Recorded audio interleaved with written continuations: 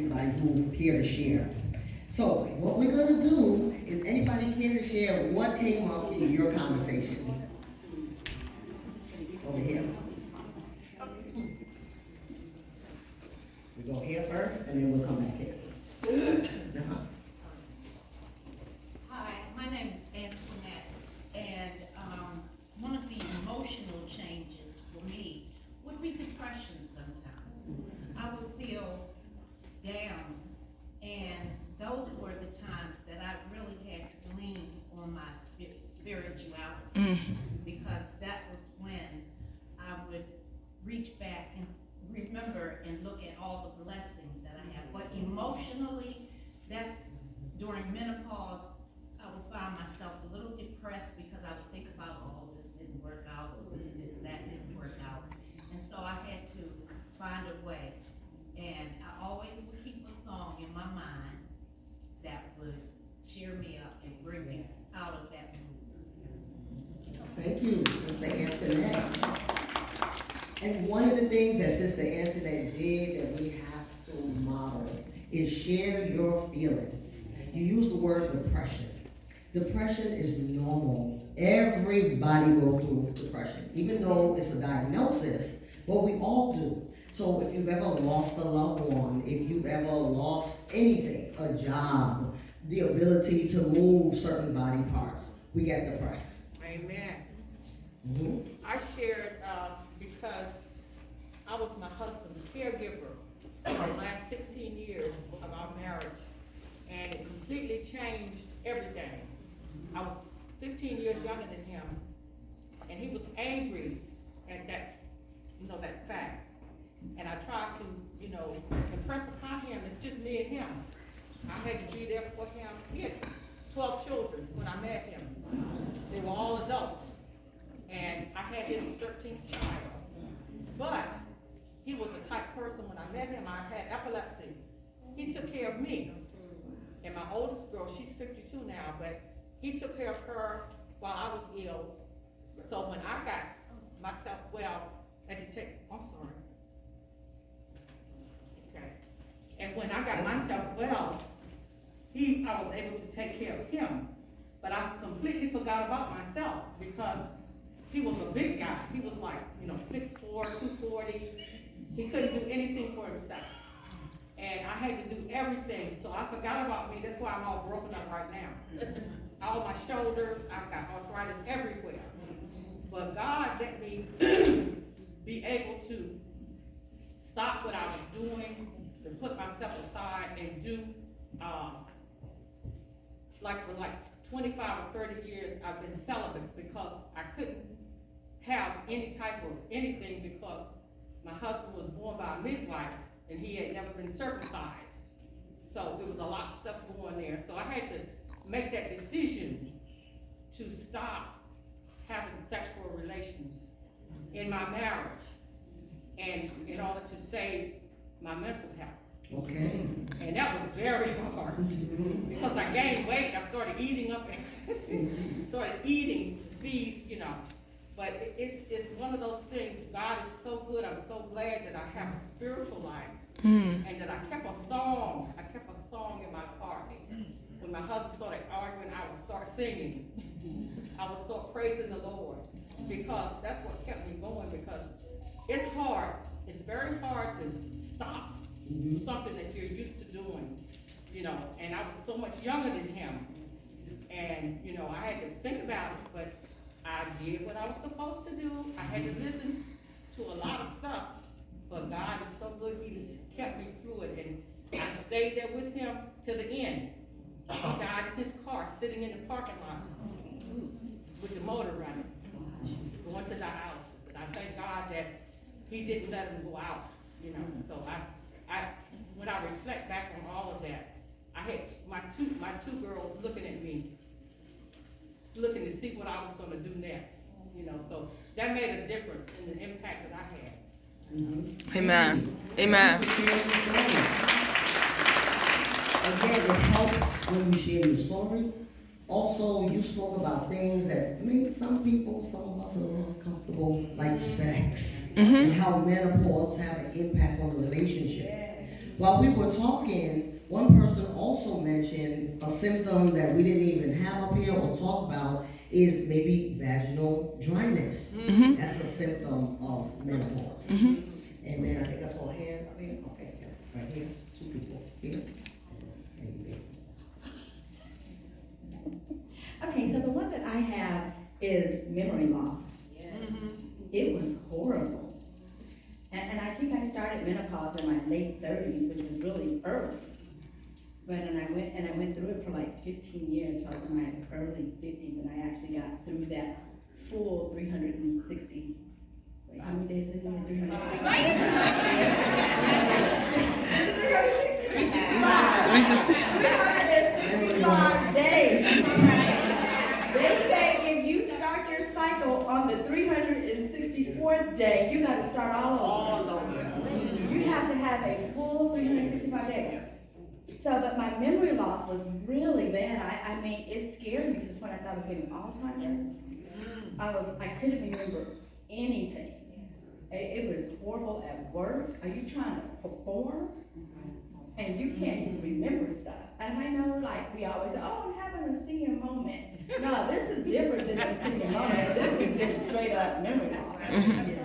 So I would say that was the you know, I didn't see that on the screen, but I know that a lot of women, a lot of my girlfriends now that are in their mid-50s are having memory loss. And I don't, you know, they're like, maybe take some glucosamine. Girl, that's menopause. And so, I don't know, is there something that we can take for that? I mean, during that time, I mean, I don't know. It was just the worst. Yeah, we'll answer some of that. I'll remember that question. You will help me answer that question. Maybe. Don't be afraid to get they go to the mic. Since we're being transparent, Yes. no, I do want to share quickly because I really just had an appointment with my OB for almost all of the symptoms that have been listed. And it was because my general doctor diagnosed me with ADHD. And I was like, what are you talking about?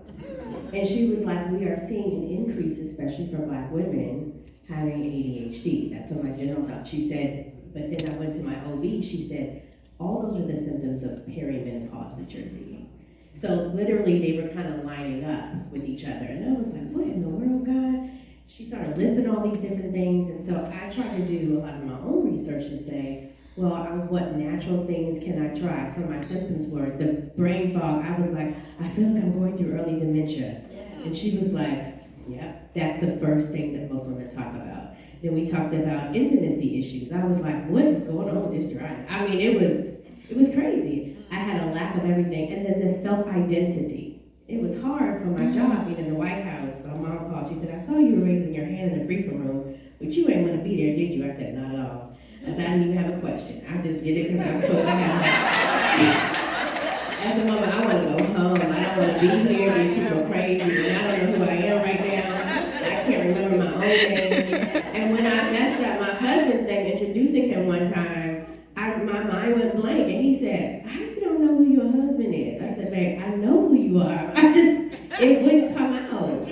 Part of what I did, and I know you're going to talk about it later, there were some natural things that I did, and diet changes that were a must.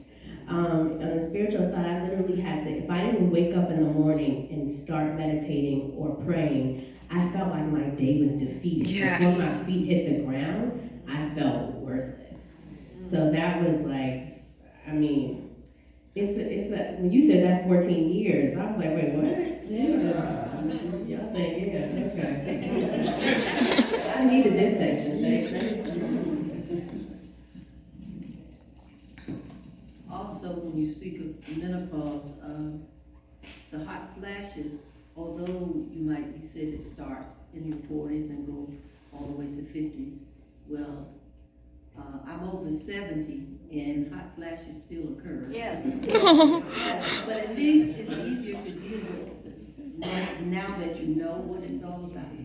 It's easier to deal with. And another thing about menopause, if you have certain surgeries, you can have early onset symptoms, like if your ovaries are removed or things like that. Young women can go into hot flashes and shown that, but it does occur. Yes, I have that too. Yeah. And then I think I saw a young lady right here.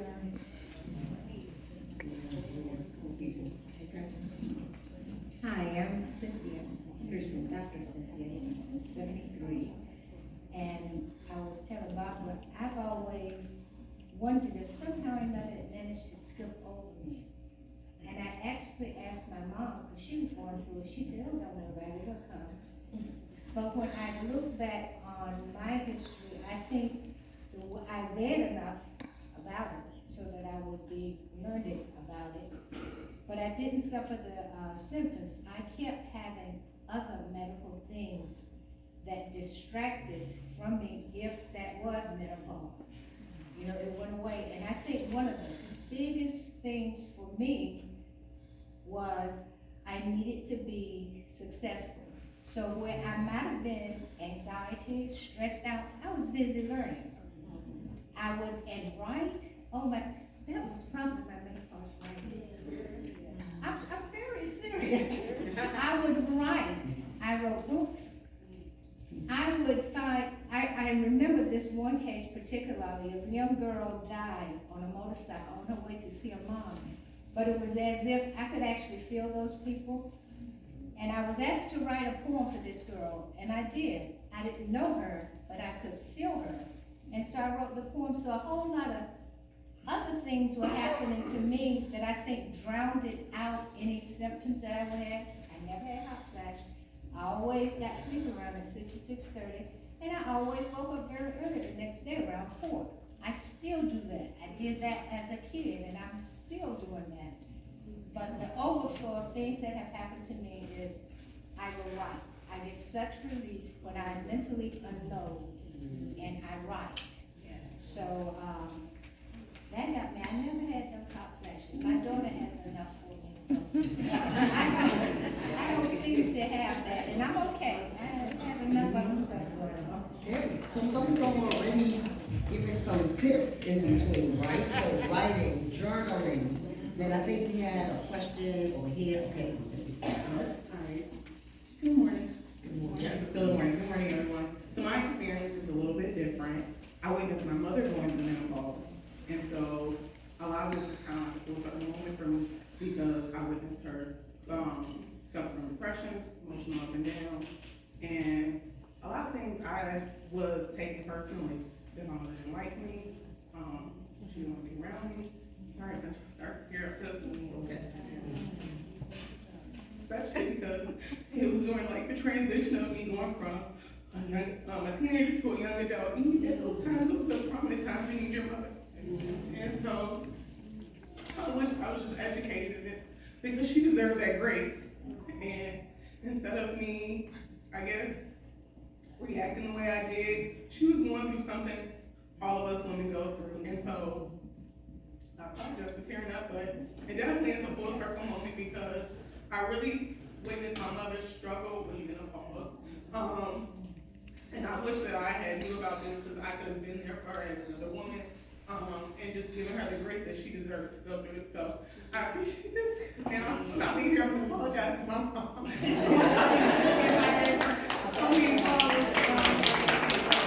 Amen. Excellent. Thank you so much for sharing. And when we cry, it is a relief. So when you cry, don't hold your breath. Don't try to not cry. Don't try to wipe it away. Just let it out and breathe. Okay? I was gonna ask, we talked about, I recently had a little one 3 months ago. He was a preemie, stayed in the NICU for about a month, and he was born 2 months early. And I was gonna ask if any of you ladies felt some of those same transitions that you're experiencing now with menopause after you had children. Because right now my body is different. I'm over here fanning too. I'm literally watching other people fan and I'm like, I'm hot too. And, you know, it's just, and some of the like hormonal imbalances, even dealing with relationships, like with my husband, it's like, I'm like, what is going on? Get away from me. So I was just curious if that was, I love the question. Thank you for sharing. So we have a new mom. I think you said 3 months. You just had a baby? Yeah. 3 months. And so she's asking you all a question, which is, when you had a child, the symptoms we talked about, menopause, does it look similar? Did you go through some of that? Is that your question? Okay, can anybody help her out and answer that question? Anybody?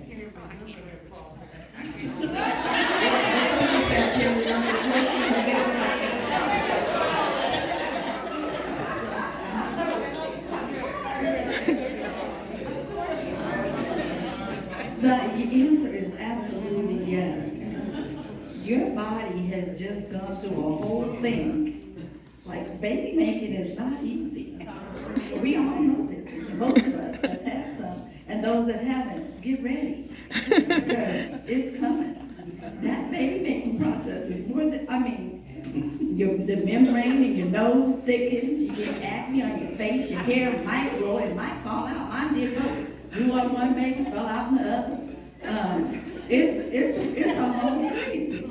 It's a whole thing. And then afterwards, some women have, what's it called? Postpartum depression. Yes. I had that. I remember telling my husband I hated him for me impregnating. I was like, what did you do to me? I don't like you. So you didn't participate? He probably I think he just ignored me. At the time, he just looked at me and I was upset. I was going through it, and you do go through it, and you do have hot flashes, and your hormones are still trying to get themselves back in balance. It does end, by the grace of God. It does end. But it takes a few months. It's not going to be overnight. It is going to take a few months. So give your body a break and just know that it's going to go through some things while you're, getting on the other side of it. And it'll take a few months, but you'll get better. Okay. And don't feel guilty for taking time for yourself. Take time for yourself. Don't feel guilty. So while we get the mic to where it needs to go, do you notice that all of our conversations that we're talking about is on menopause? Did anybody talk about andropause? Okay, a couple people, all right? So I'm gonna hear from andropause, the men, right quick. No, I'm not saying you're any, I'm just saying we want to hear from Brother Allen. Okay, well, it started out as menopause, but, also I had 5 sisters growing up, and, so I got a chance to witness it, but, on our side, there's still some issues with, being hot. My wife is always hot, in terms of, so there's always a problem with, she'll ask the household, especially when my daughters are there, and is anybody warm? I said, no, we're fine. So, but with us, I guess, maybe irritability, over the years, in terms of andropause. Now, even as a clinician, that word, we always call it male menopause, we didn't call it andropause. So, but I find that even at this stage, to me, supplements are, to me, that's a necessity, wherever, whatever you're lacking, whether it's testosterone or whatever the deficiency is. And I find that vitamins, to me, are a necessity, because I think I've heard experts say, on nutrition, that the food that we eat, they don't have the nutrients like it used to. So it's a necessity. So hot flashes, I haven't gone through any hot flashes. But, I just say, give me time. So that's where we are. Yeah, thank you. Thank you, Brother Allen, for sharing that. Also, Brother Allen Stewart is a licensed clinical social worker. So many times people are looking for a male counselor, social worker for a friend and family. We have one in the house. Are you accepting new patients? Excellent, good. And he also serves in the Hope Center as well with us. Please, AJ. Hello, my name is AJ. Angela Boss. I got married in 2018. Had my ex-wife and I had our first child in 2019. We had our second child in 2020. My mama passed in 2021. And we had our third child in 2022. And we divorced in 2023.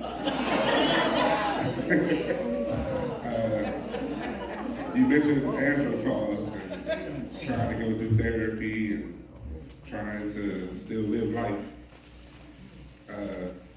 I encourage the ladies and men to go to a therapist, to go to a natural doctor, a regular doctor, to know what's going on with your body, let alone your brain, and have a spiritual friend to see what's going on with your heart and your soul.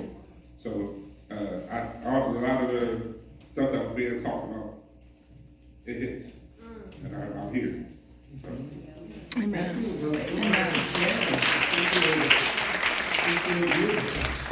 And any one more person we haven't heard from yet? Okay. Hi, my name is Bria Fleming. That's my mom. I'm the child that had her hair fall out. So I just have a question. It's kind of like a research-based question, kind of piggybacking off what you had said in regards to like what we eat. So I know like with menopause, a lot of it is like your hormones like going through regulation, and a lot of that can be due to what we eat or our environment. But I'm gonna just focus on the eating part. Because like with our community and what we eat, a lot of that contributes to a lot of the diseases that we can get. I know menopause is a natural situation. I wonder like how does genetics play in that as well? Because like, you know, if your mother had it when she was 30 or 40, like did her mother have it, you know, at a certain age, like how genetics plays into that, but also how we eat throughout our lifetime and how it can maybe cause it to come on early or later or whatever. Like if there's like any research in that. And then I know like the food today is not the best, but you know, growing it yourself or like supplements and stuff like that, how that all plays in menopause, because it also plays with your mental health as well, what we eat. Correct. Yes. Thank you for that question. Oh, you want to answer that? Yep. You have somebody? You want to answer that question, right? Go on. Thank you. Good morning, everyone. Get off my presentation, but anyway, I want to say, you know, we've heard all the negative things about menopause and andropause, but I do want to stand and say there is life on the other side, and it does get better. I know we talk about all these different things, but if you do what you're supposed to do and let God do what He's supposed to do, you can feel better. I'm in the postmenopausal stage, and I am in some of the best times of my life right now because I had surgery and it sent me into menopause earlier than what I wanted to be and do, but because I had to make some lifestyle changes, I had to get my kids out the house to college. My husband and I had to focus on us again. We incorporate a lot of lifestyle and health changes, and I feel good. And so there is life on the other side. I know we're talking about it, but once you get through and you do what you're supposed to do, you can start feeling good again. Thank you. And just to piggyback on that, to answer your question, so yes, genetics does play a lot on how you deal with menopause or what you may experience. But also what's important is nurture, what we put in our body and what we do to our body. So for example, if you consume a lot of sugar, you'll see that you might get an immediate headache. And the sugar can be through candies, chocolate, sodas, what else? What other things we eat? Coffee. Cake. Yeah. Caffeine. Cake and cupcakes, all of that have play a part. But when you drink a lot of water, that helps a lot as well. Water can take away migraines, headaches, other things that you put in your body. Alcohol. If you consume alcohol, even just a little, it does have an impact on the symptoms of menopause. So I hope that answered the question. Okay, good. Yes. Yep. Yes. Vegetables, and if it's raw, the better. Okay?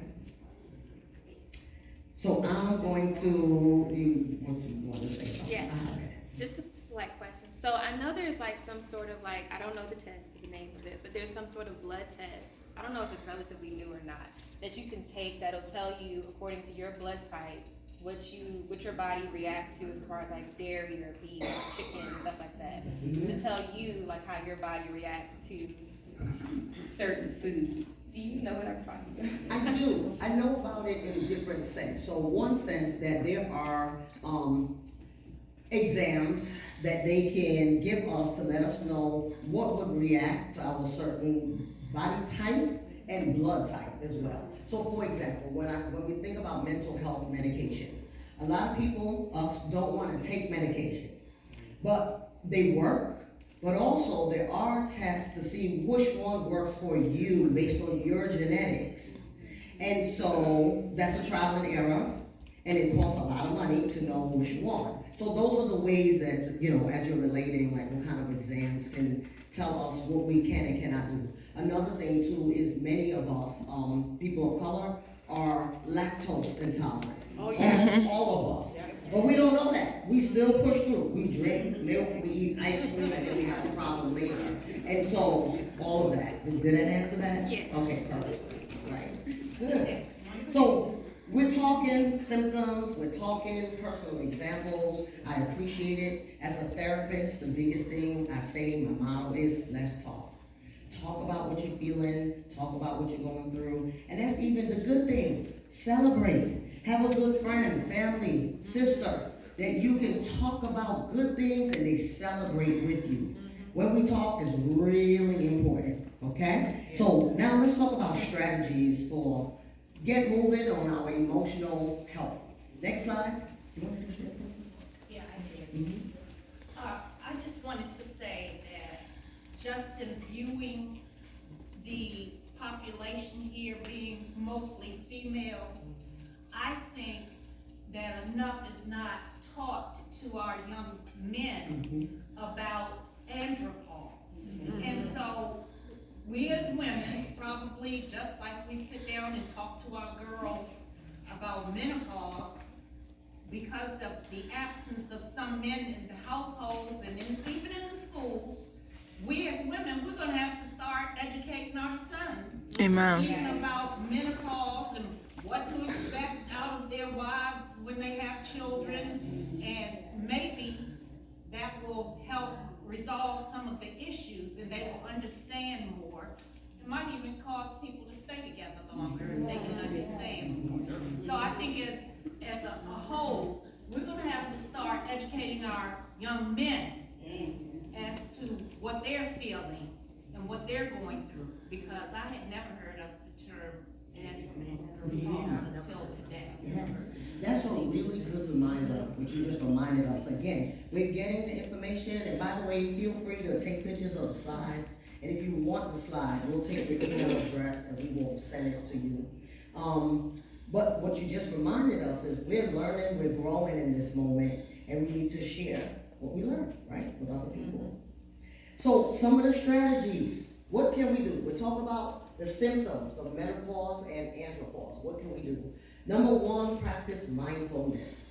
Mindfulness is when we pay attention and we focus on something. Mindfulness is also prayer. When you ask for what you want and you allow yourself to feel what you're feeling, that's mindfulness. So, and then there's meditation, when we are quiet and we push everything out and we just try to focus. They're actually the opposite. Mindfulness and meditation. Mindfulness, we're taking in everything. And meditation, we're pushing everything out. So I'm going to do a brief mindfulness activity with you. So I want you to close your eyes for a second. And I want you to hear everything you can and make note of what you heard in your mind.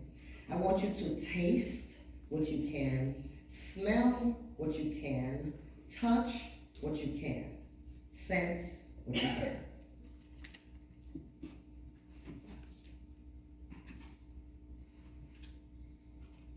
And you can open your eyes and see what you can.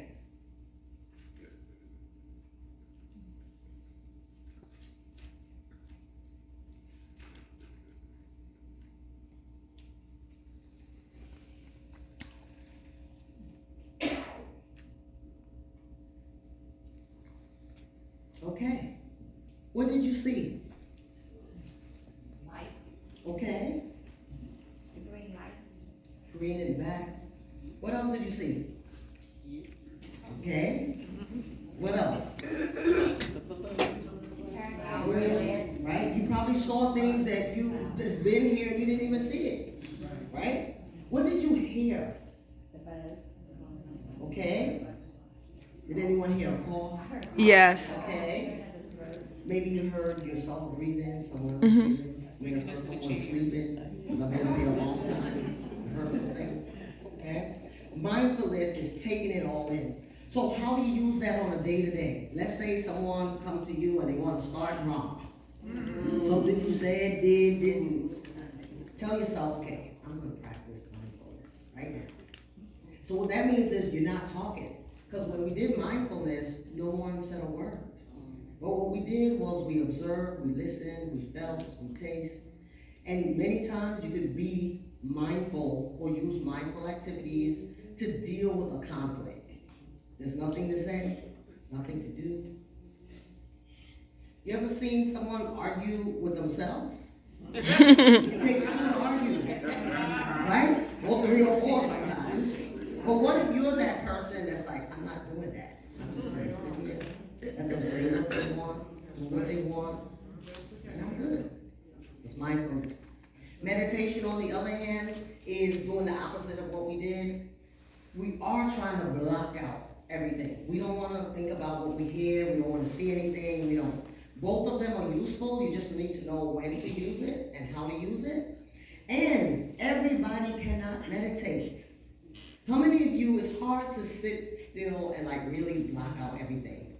Many people, because when you try it, you're now thinking about the grocery list, right? Or what I need to do when I get out of here.